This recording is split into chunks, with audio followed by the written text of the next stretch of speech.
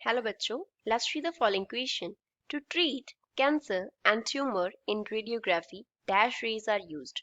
Cancer and tumour को treat करने के लिए कौन सी रेज जो है वो यूज की जाती हैं रेडियोग्राफी में, वो हमें बताना है. So first of all we will talk about the key concept used in the question. इस क्वेश्चन में क्या की कॉन्सेप्ट यूज हो रहा है. क्वेश्चन में किसकी बात कर रहे हैं? कैंसर एंड ट्यूमर ट्रीटमेंट की बात कर रहे हैं. कैंसर एंड ट्यूमर ट्रीटमेंट की बात कर रहे हैं. तो cancer and tumour treatment radiography में किया कैसे जाता है? तो रेडियोग्राफी में हम क्या करते हैं, high dose of radiation use करते हैं. High dose of radiation use करते हैं.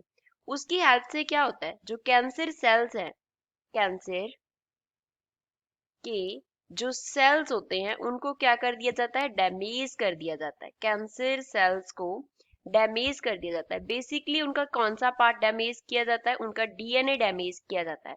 और इस लिमिट तक वी कैन से डैमेज किया जाता है कि वो बियॉन्ड रिपेयर होता है.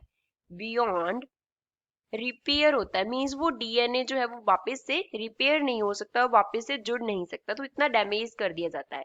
तो जब वो बियॉन्ड रिपेयर हम उसको डैमेज कर देते हैं तो वो मल्टीप्लाई होना बंद हो जाते हैं. तो वो मल्टीप्लाई होना क्या हो जाते हैं, बंद हो जाते हैं, रुक जाता है उनका डिवाइड होना और मल्टीप्लाई होना. इसी तरीके से हम ट्यूमर को क्या करते हैं, श्रिंक करते हैं. ट्यूमर को क्या कर देते हैं हम, श्रिंक. तो अब जब हम सेल्स के डीएनए को डैमेज कर रहे हैं तो हमें इस तरीके का रेडिएशन यूज करना होगा जो कि हेल्दी सेल्स के ऊपर कुछ भी हार्मफुल इफेक्ट ना दे.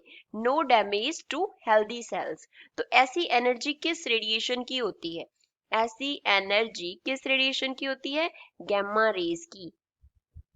गैमा रेज की. तो गैमा रेज की एनर्जी जो है वो हेल्दी सेल्स को डैमेज नहीं करती. तो उसकी हेल्प से हम क्या करते हैं, उसकी हाई डोज यूज करके कैंसर सेल्स को, उनके डीएनए को डैमेज कर देती हैं. तो कौन सी रेज यूज कर रहे हैं, गैमा. तो क्वेश्चन का आंसर क्या होगा, to treat cancer and tumour in radiography gamma rays are used. So gamma will be the final answer for this question. I hope you understood well. Thanks.